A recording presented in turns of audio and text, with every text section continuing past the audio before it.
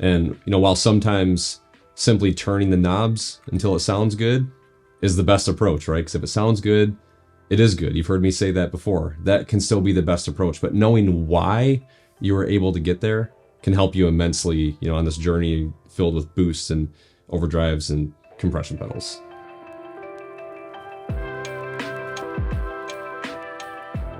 Hey guys, Troy here. Today we're going to dive into the dry section of our pedal board. Drive pedals, boost pedals, compression pedals. These are the pedals that much of us are obsessed with. We spend a lot of our time researching them. We spend a lot of our money buying them. We spend a lot of our time tweaking them. We spend a lot of our time second guessing if what we bought was the right thing, or if that pedal that we saw on Instagram is the better one, or so-and-so is using this one now, maybe I should go get that one. There's no harm in being curious and stuff. I'm not bashing anybody because I do it. But today's video is focused on how do we do this? What's a way, I'm not saying my way is the best way, but what's a way that we can tackle the dry section and dial these things in? And the hundreds of consults that I've given over the years, via FaceTime and Skype and Zoom and stuff, I would say the vast majority of our discussions center around the dry section. How do I get a good drive tone? And what's a good approach? So today, that's what I want to dive into. Before we jump into turning knobs and tweaking settings and stuff, I want to talk about the principles behind doing this. It's one thing to turn the volume knob and know that it makes the signal louder. It's another to know why I might want to do that other than just making it louder. It's one thing to turn the gain knob or the drive knob on a pedal and know that it gives me more saturation. It gives me more of that overdriven tone. It's quite another to know if I want all the gain to come from the pedal itself, or if I would rather push the amp using the volume of the pedal, because sometimes there's some magic in that. Sometimes we do want the gain to come from the pedal. I would say don't let anybody ever tell you to be dogmatic about that, oh, keep your gain knobs low all the time. I would say that you're not exploring enough of the pedal in that regard. However, there's usually strength on both ends. You want to experiment and know what these things do. And then if you want a brighter tone, right, do you on a 2-band EQ pedal, for example, the Jackson Audio Prism, do you simply turn the tone knob higher to get the highs out of it, or do you back off the body to cut some bass, which gives you kind of perceived highs? What's the difference? Why would I want to do that? Or do you even know that's an option that, who would have thought, right? Addition by subtraction. So I'm getting more highs from a perception standpoint by cutting bass. So there's importance in knowing those things and knowing that there's not just one way. And if you attack a boost pedal, for example, and say, hey, I want more highs out of this thing, I'm just going to crank that tone knob, then you might be missing some magic by maybe leaving the tone knob where it's at and cutting bass. So the idea is understanding that the drive pedals are tools, right? You can have drives that are meant to push everything after it. You can have a boost pedal that's meant to lift everything before it. You can have a light gain, a medium gain, maybe a flavor OD, right? They're tools in the toolbox, and understanding that adjusting each one in a particular way is going to result in a different outcome, and exploring what outcomes you can get is super, super helpful. And then you start to develop this knowledge, right? And develop a philosophy behind the way you approach your drive section, or maybe exploring a new philosophy for how to approach your drive section. But you start to develop a philosophy over time, which helps you in this buying and selling and exploring and stuff. It helps you start with the question, all right, if I'm going to buy a drive pedal, what's the goal of that drive pedal? Or what is my goal in buying the drive pedal might be a better question. So is my goal just to satisfy curiosity? That could be fine too. There's no harm in that. Is my goal to fill a need? So I was just talking to someone the other day via Instagram, had a question about a pedal. Hey, I bought this pedal. Where should I put it in my signal chain? And that was the question. And when I get those questions, I'm happy to try to help as much as I can. But the way that I help is by trying to help lead people to the answer. So it was this, why did you buy the pedal in the first place? Did you ask the question, what sound don't I have that I hope this pedal can do for me? And so let's say it's a medium gain tone that's not stuffy. You plug the pedal in when you get it. And if the pedal is stuffy and you can't dial out the stuffiness, that woofy tone like the Super Bowl has, then you bought the wrong pedal, and that's okay. Just flip it and sell it, or know that it's going to fill a different purpose. So you can start to know how to dial out that fluffiness. So I know, like with the Super Bowl, well, dialing out the fluffiness requires that I cut some bass, So I turn the tone knob and the fluffiness just doesn't go away because I know the philosophy behind getting rid of fluffiness, right? Or, well, what if I add highs? Would that get rid of that fluffiness? I turn the tone knob up and the fluffiness is still there, and so it just must be the character of that particular pedal that I don't like. So it doesn't meet the goal, right? It doesn't meet the goal. I wanted a medium gain overdrive that wasn't too stuffy and fluffy sounding, right? So that's one example, I guess, or one like talk through why developing a philosophy and understanding the principles of these things can be super helpful to you. So like I mentioned, learning these nuances, this philosophy can make a big difference in your journey. And, while sometimes simply turning the knobs until it sounds good is the best approach, right? Because if it sounds good, it is good. You've heard me say that before. That can still be the best approach. But knowing why you were able to get there can help you immensely, on this journey filled with boosts and overdrives and compression pedals. So now we'll dive into the pedals themselves, but I have a section at the end that talks about some other things that I think are important as we dig into these. So if you'd like, you can watch it all the way through, check out the end piece as well, but we'll dig into some pedals now. Let's go for the medium drive first. My unaffected signal sounds like this. So that's me digging in pretty good. And then here's real light.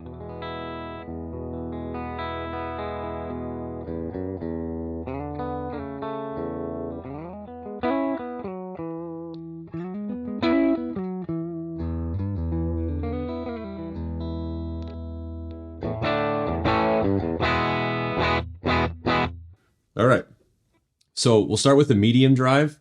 I know it seems weird to start with the medium one, but that's the one that I seem to use the most often. And since I don't gain stage, like I don't go, if I have my medium drive on, then that means my light drive is also on because that's my stage 1 and stage 2. I don't do that. I have a light gain that's on by itself. I have a medium gain that's on by itself. I have those with like modifiers, where I have like maybe a push boost going into one of them or like a volume lift boost after them. But I don't have the gain staging thing. I don't do that. So let's go for the medium gain first. What we're looking for out of this one is a slight volume boost from unity gain, and we're going to adjust our lows to taste. So typically with lows, we don't want too much, and we have a tendency a lot of times during the consults that I do, I notice that folks have the tendency to add lows to their detriment. And they want the fullest sound they can have in their ears, of course, or in their studio monitors at home. I understand that. But it's all about staying in your lane, right? So there's going to be bass and keys carrying the lows. We want to cut lows, if anything, not add them. And then we want to make sure that the highs are natural sounding. They're probably neutral to slightly boosted. Got to use your ear for that, right? So let's start with the medium gain. Like I said, we'll go for the volume first, kind of see where we're going to be with that, and we'll take it from there. So this is the Aspen. And I know I want a little bit of a volume boost, and you have to have the gain on to get the volume out of it too. So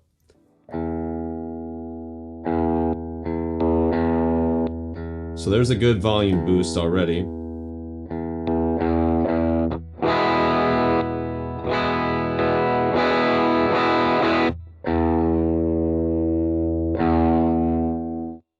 Sometimes it helps just to take the knob all the way to its fullest range and see what you can get out of it.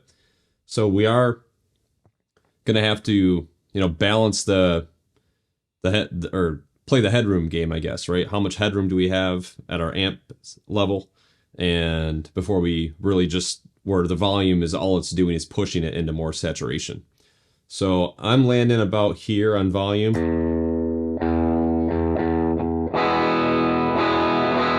I don't really think it needs to go up more on the gain either.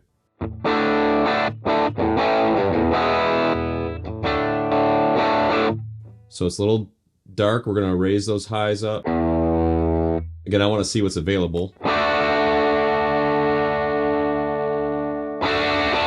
So it's got a lot of high end if you want it. I'll probably trim that back there.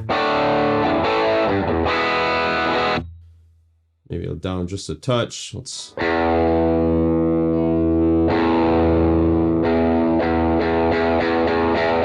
So I want to hear that bass like sting a little bit. Maybe not that much.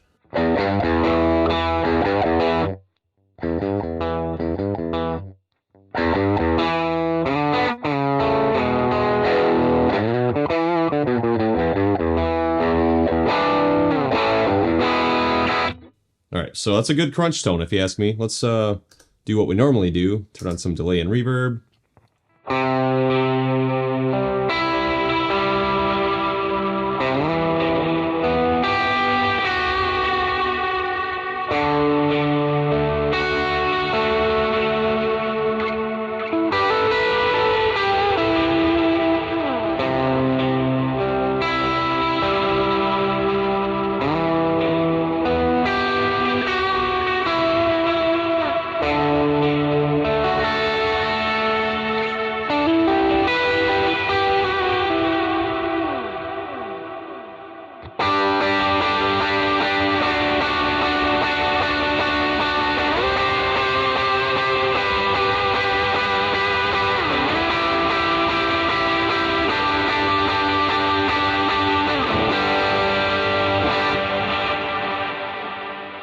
Okay, so I'm liking that as a medium gain sound.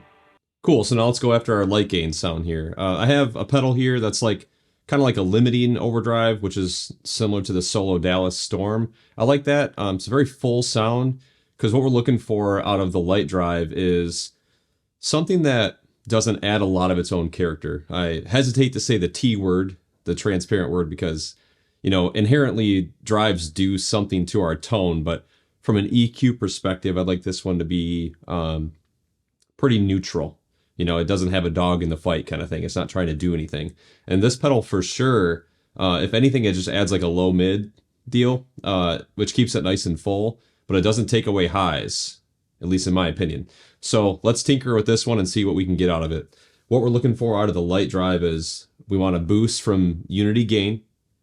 And again, want to keep those EQ changes to a minimum. And the way that this pedal works is this knob here is like the input. So we can get more drive by pushing this. This is the output, so think that as like your level control. So we're going to get more volume boost. And this is the limiter. And I'll show you that to its extreme so you have an idea of what that does. So let's turn the light overdrive on. And these knobs are very interactive, so you kind of have to toy with them a little bit. So I know I'm not going to want a ton of gain, but I will want a volume boost, so.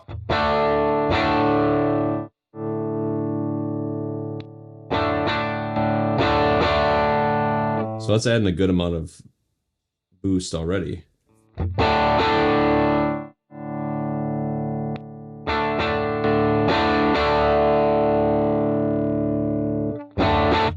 Let's compare that to the medium OD. So the medium OD is a little more saturated. I'm going to pull a little more bass up on that as I listen to it.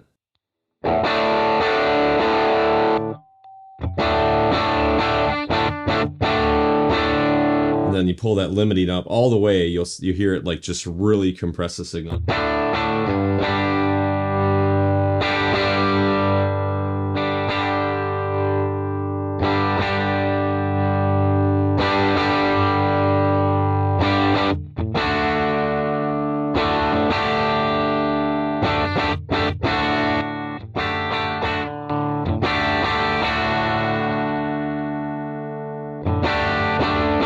I love that sound, super full.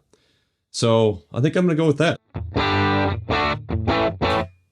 Let's test it with like, what I wanna do, let's rewind for a sec. So what I wanna do on these, I wanna take this medium OD and say, hey, if I picked feather light, could I get an almost clean sound out of this? And I believe I could. So let's kind of play something similar to what we were playing earlier. We'll just maybe rake some chords in the same key.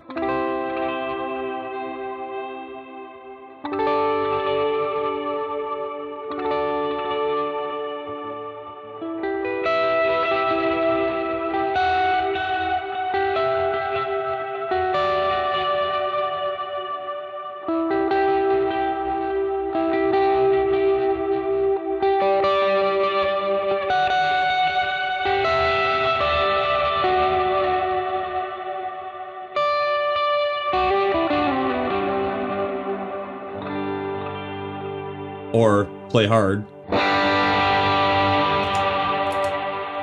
Now, if I can do it with that, it should be doable with the light gain too. Theoretically, if it's a good pedal, and this one is, so I know it can be done here, so.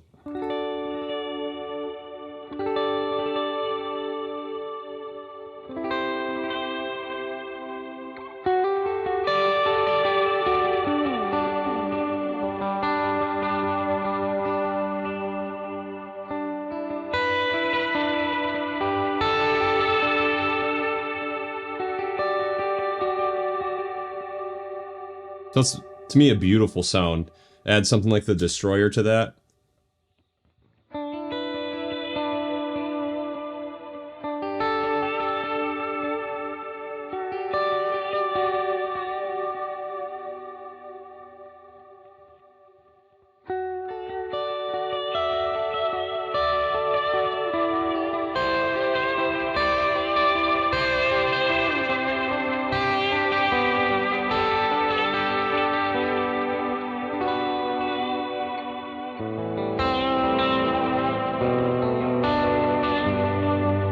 Because it gives you that kind of crackle from the light overdrive, so I love that. Doing pretty good so far with these sounds. Okay, so now let's check out the push boost, and that's under here. What we're looking for out of this one is no dramatic changes to EQ.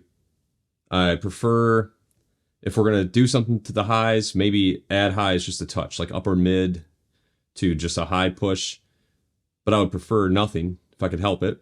And then bass, cut bass, but not adding bass. But if we can keep it pretty neutral, then I would prefer that. This is based on a Korg preamp, and I had it built by Jeremiah over at Sound of Justice Effects. I love this version of this pedal. The knobs are through their full range, which I had another one from Tone Ranger Audio, and his are more like clickable. Ethan makes them so it's like click, click, click, click. And I don't love that. I love the sound of the pedal, but I didn't love that there seems to be like a place that I wanted to be in between the range of the clicks, and I just couldn't find it. And Jeremiah makes pedals, like if you have a pedal that you already know that you love and you need it like in a different input-output jack orientation or a different enclosure size, he can do that type of stuff. He's really good. Love his pedals. So in any case, let's start playing with this one. Now we have input, level, and output. So input, it's kind of like a gain control. Level will push the input into the output, and then output is obviously volume. So we want to get a volume boost out of this because the idea is that it's going to push everything after it. So in my signal chain, all of the overdrive pedals are after the push boost. So the push boost can feed the input of all of the overdrives and push them into more saturation. So let's at least get a volume boost to start with.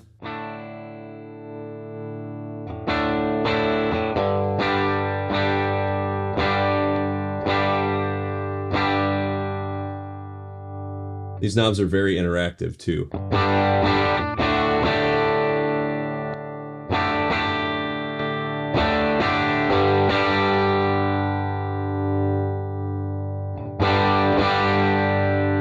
So that's really close to this. It's basically the same. So you could have, two of these, two of those, or two of the solo Dallas type pedals in front and back, kind of, and accomplish the same thing. I think that might be a little too gainy though. We don't want it to do everything on its own. That's not doing anything. So the input's got to be up there decently.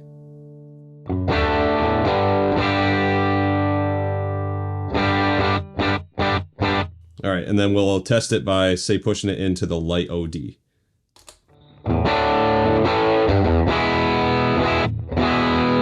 Oh, that's a good tone right there. I love that.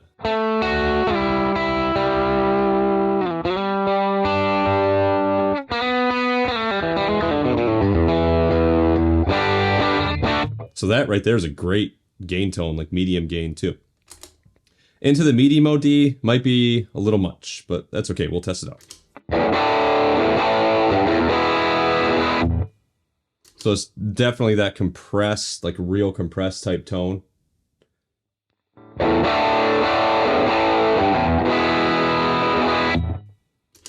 pull up the highs just a hair on that. Okay, so now let's pull up some overdrive and stuff and some delay and reverb. And let's maybe like run like an octave line or something.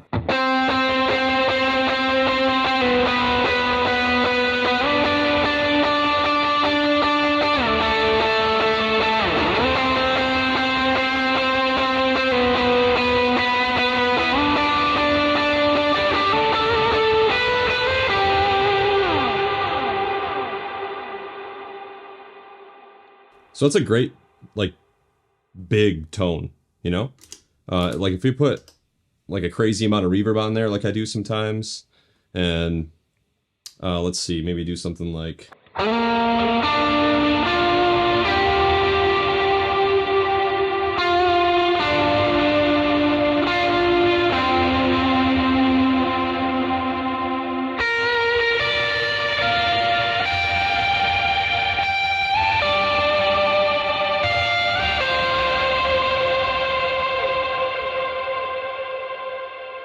So that's a good tone. To me, put that in a mix, that's gonna sound really nice.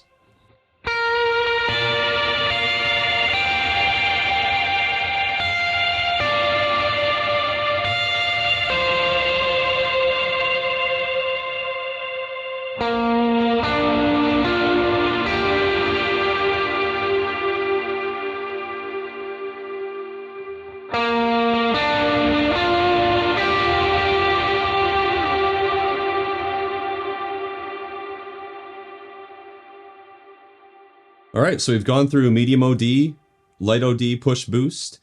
Now we'll go to our clean boost, and we'll take a look at that. What I use for the clean boost is the Jackson Audio Prism. I have used this pedal forever and ever and ever. Love it.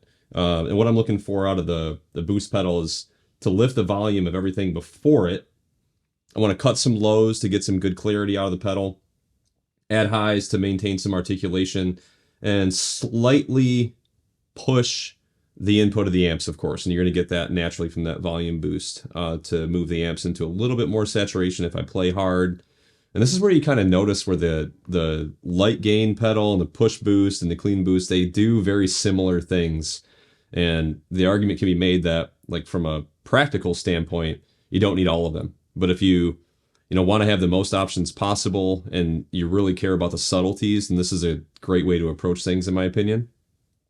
So with the clean boost, I like to test it with the neck pickup first because I like to get this like stinging sound out of it. So we'll do that. So here's the boost.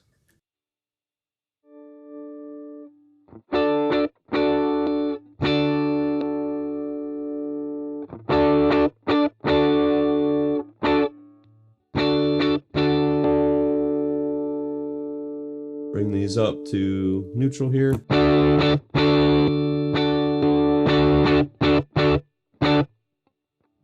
Now, I already noticed that I need to cut some bass, so...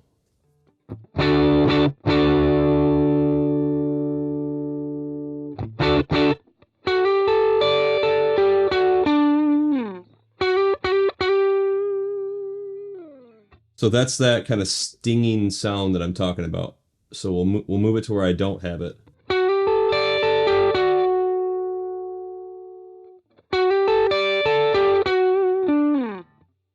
Get that treble up there just a touch more.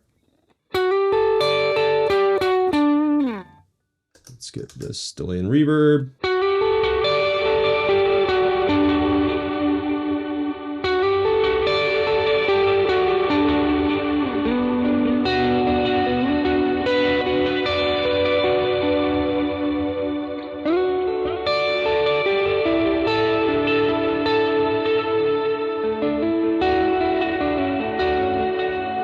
All right, so that's a great neck pickup tone. Now let's test it on the bridge, make sure we're good on the bridge pickup too.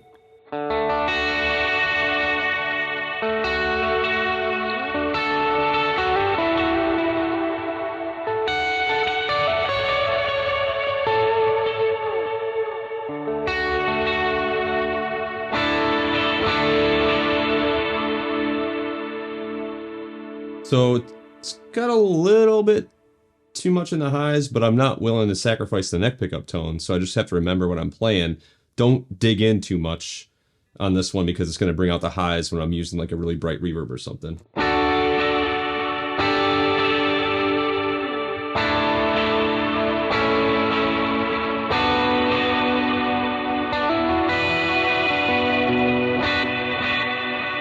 All right. So loving that for the boost setting. Now let's work on our compression. I use the Cali 76 Compact Deluxe from Origin Effects, primarily because of the low noise floor. I played a church that's very, very noisy in terms of like the electrical. There's some gremlins in there, man.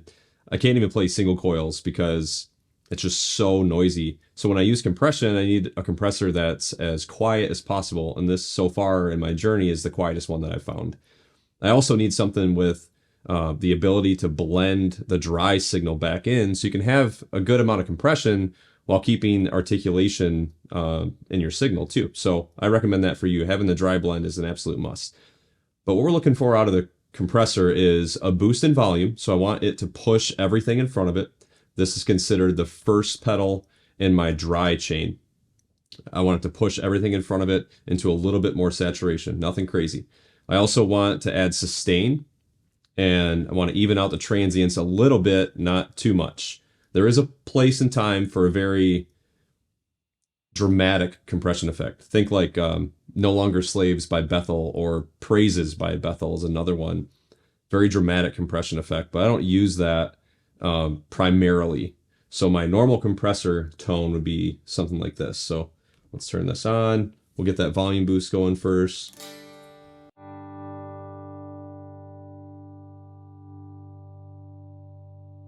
So this is the dry blend. The more I turn it up, the more my dry signal comes in. And here's really compressed, right? So we'll start with about noon. This is like the amount of compression here.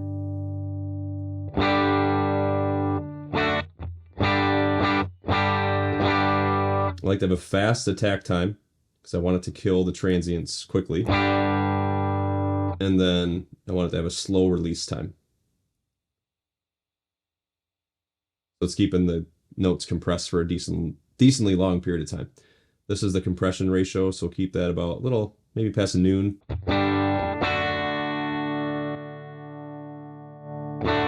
All right, so let's go through our checklist here. Is it adding volume? I would say yes. Is it adding sustain?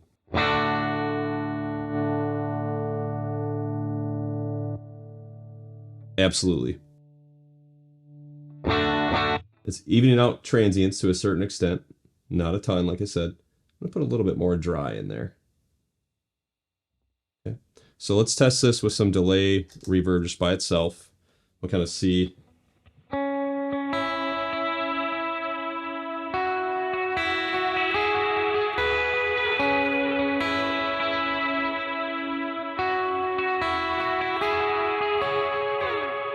So that would be one of those songs where you do this, back off that dry.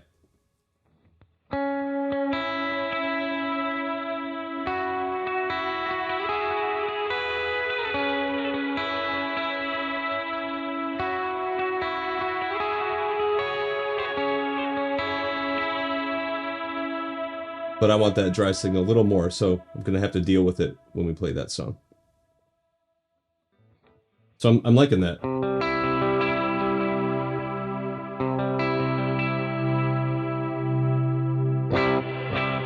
All right, so now let's push that into the light OD. This is going to be nice.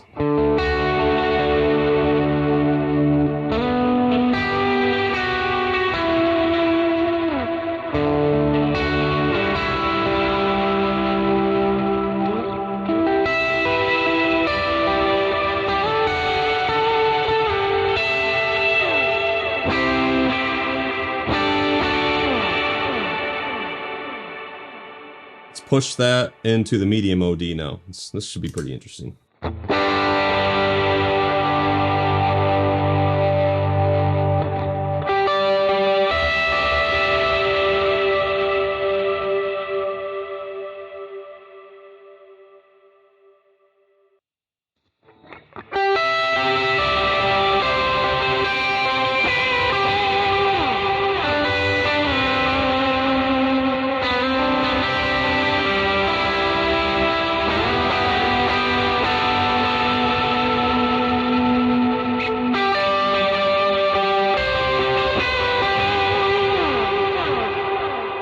Okay.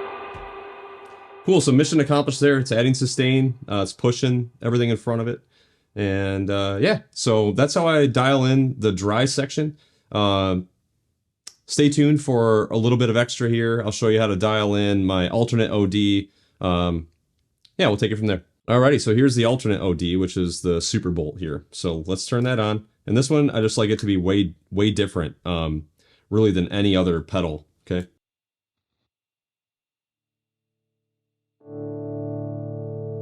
So I want a volume boost, really, right, out of any OD.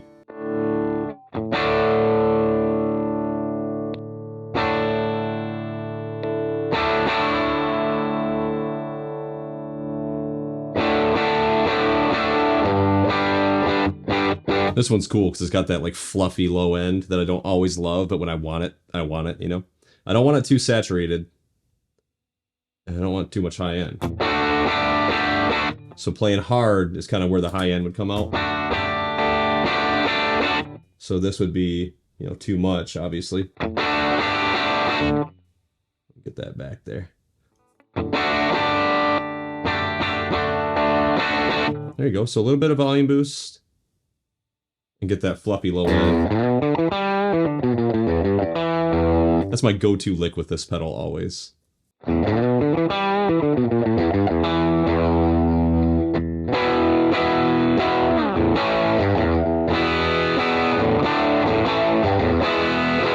right.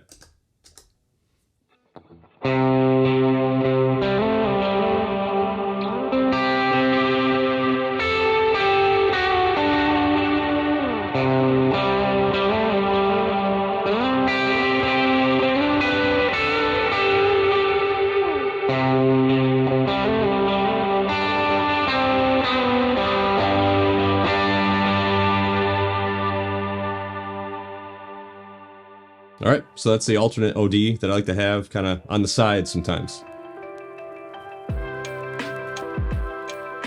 Principle number 1, dynamics are key. As a guitar player, you want to have the broadest dynamic spectrum that you can have. What I mean by that is you need to be able to play like feather light, but also like hammer hand hard. Because there's some magic that happens at like, you know, the extreme 5% ends of that spectrum. Play super light, there's beautiful tone. Play super hard and there's some raunchiness that can be really good, but you only get it if you really play the guitar, you know, you hit it. And the same thing if you pick super light. What that does, like your medium gain overdrive, right? I want to be able to pick very lightly and have that thing almost clean up to my bass clean tone like I showed you. With the light overdrive, I'd love to be able to hit it super hard and get near my medium gain territory, because there's, again, some special things that can happen when you push a pedal like that, like to like its max with your dynamics. And then it also interacts in a really special way with your delay and reverb.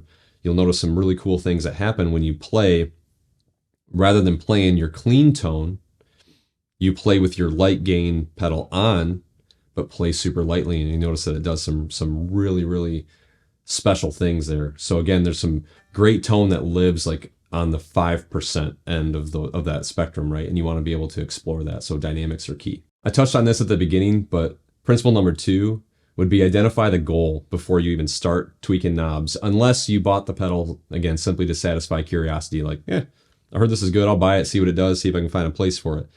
But if you are being purposeful about your purchases, which sometimes we are, right?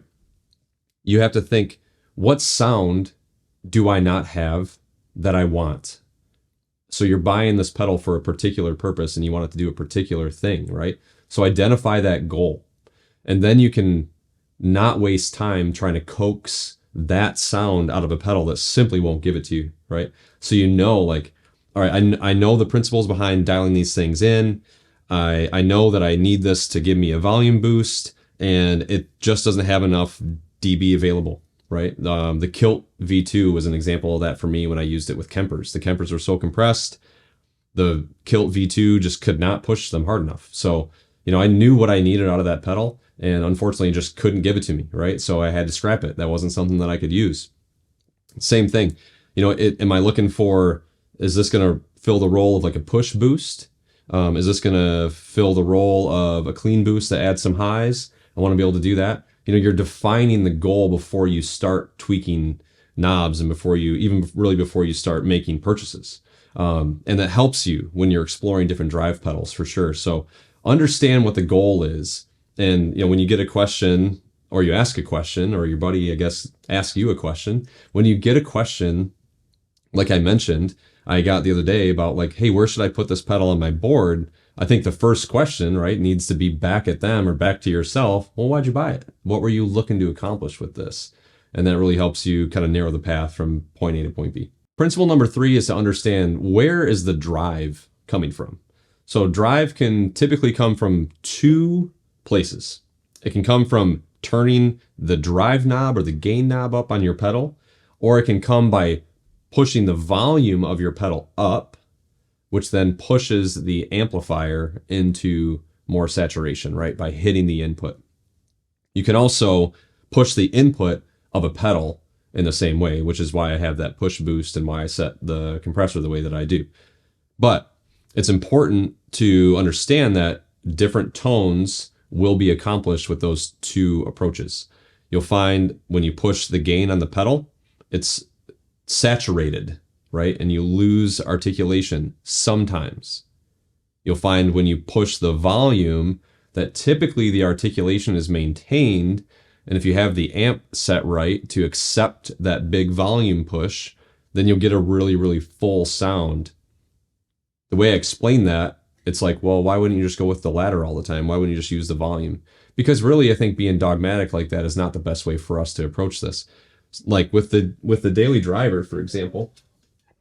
So with this guy here, I like pushing the gain. I like the sound of pushing the gain. So I push the volume and gain. I usually set this pedal like about like that, right? And if we get caught up with, well, so-and-so puts their knobs here, why don't I do that? A lot of the guys that I see that use this pedal do something like this, right? Well, that works for them. But the way that I use this pedal, going back to what was the goal, I bought this pedal for my medium gain tone, and I found a great medium gain tone with it right here, So that's what I like to do. So I pushed the volume and the gain of this pedal. And it's because I was willing to explore both, right? I wasn't just going to get locked into, I'm the guy that only pushes the volume to get my gain, and I turn the gain up just a hair. Or I'm the guy that only uses the gain, I never push the volume, right? So there's two ways, and both ways can be good. Principle number 4 is the sweet spot trick. So how do we find the sweet spot in these pedals? And I've found it best, and it actually works well with wet effects too, is to dial in like where you're like, whoa, too much, right? So if I want highs, for example, and I'm going to go the method where I'm going to add highs via the treble knob on my pedal or the tone knob, I'm going to turn it until I go, oh, whoa, that's too much. And then I'm going to dial it back just a hair. And that's usually where the sweet spot is. Same thing with volume. Whoa, too much, right? Dial it back just a hair. I know it seems elementary, but that's a great way to approach it. I also like to explore the full range, right? Like, what do I got in this thing? What's available? So you saw me do that when I was tweaking those pedals a little bit, like exploring the full range of the knob. And then, okay, cool. Like I know like the last 25% of it, I'm never going to use. So I'll live in the first 75% and then do that sweet spot trick. So I've always found that to be helpful as we tweak these things. Principle number 5 is addition by subtraction. And I mentioned that while we were going through dialing all this stuff in, right? If you want highs, the best way isn't always simply to take the treble knob on your pedal and turn it up, or even like your amplifier for that matter, right? It's not always best just to take the highs and turn it up. Try decreasing bass. So there's addition by subtraction that can happen. Try decreasing bass. See if that opens things up. Because a lot of times when we want more highs, we're thinking, hey, this sound is stuffy, right? It's muddy. There's not enough good stuff coming through. It's kind of getting all jumbled up. So maybe if I add highs, and sometimes that is the answer. Again, I refuse to be dogmatic about doing this. Like never add highs. I will never ever say that. But understand there's a different way to accomplish a brighter tone, one that's more airy and open, right? Instead of muddy and stuffy. So addition by subtraction can be a powerful tool for you as well. All right, principle number 6. This is the last one, is not only do you have your drive pedals to worry about, you have your wet effects to worry about too. So all of your drive pedals interact with your wet effects in a different way. So if we go back to dialing in the drive, like the amount of saturation, if I get it all from the drive knob or I get it all from the volume knob or a combination of both, those knobs are going to affect the way my wet effects sound. So if I push my wet effects way too hard with the volume, there's going to be an adverse consequence to that. If I push it with way too much saturation, there's going to be an adverse consequence to that. So you have to balance these things out. So as you tweak these, that's why when I was doing it, I thought I got some good drive tones fairly quickly. And then I would turn the delay and reverb on, and then you saw me doing like minor tweaks and stuff because I didn't necessarily love what it was doing to the wet effects all the time. And you have to deal with the push and pull. I don't think there's a perfect way, especially when you're using amp sims and stuff like that, right? There's some push and pull that happens. But keep that in mind, right? All of this feeds into your wet effects. And if you need help dialing in the wet effects and how to manage that balance, there's videos at guitarforisglory.com that you can check out, like, playing with tons of reverb. I have tips for doing that, how to dial in delay and things. So if you need some help with that, head over to guitarforisglory.com and those videos should be super helpful for you. All right, guys, just some final thoughts. I know it's been a long video and I do hope you found it helpful so far. I just thought going into some detail could be useful for some of you. Just remember, as you do all this, right, every pedal is part of a greater ecosystem. So you want to take the time to dial them in together. And you notice that, like when I dialed in this or that, the way that it was interacting with my wet effects, maybe I didn't like. So I started doing small little tweaks here and there. You also want to take the time to say, like, all right, I have my light OD dialed in. What does that sound like now with my push boost together? Maybe I have a cool tone if I stack those in. Or maybe it's like, don't do that. And then it doesn't mean that your light OD is bad. It just means that you can't hit it with your push boost. So if you like the light overdrive tone enough, then okay, cool. I'll just know I won't ever hit that with the push boost. Or maybe you're like, I have to be able to hit my light OD with the push boost, or I have to be able to hit it with the compressor and have it sound good. That's just one of the tones that I love. So then all right, I'm on the hunt for a different light OD, right? Also understanding that like sometimes just two pedals don't work together and that's okay. I don't love all the time my light OD with the clean boost, so I rarely put those two together. It just doesn't work for me. I dial in the clean boost just a touch too bright with the light OD, and I don't love it. Sometimes I use it, and if I do, then I use other tools, right, that are at my disposal. Like maybe I'll roll the tone back on my guitar a little bit. So just remembering again that they're part of a greater ecosystem. Don't rush the process. Tone is personal, and you want to find the tone that helps you. Ultimately, as much time as we put into this, as much money as we put into this, you want it to be the tone that makes you think less about it.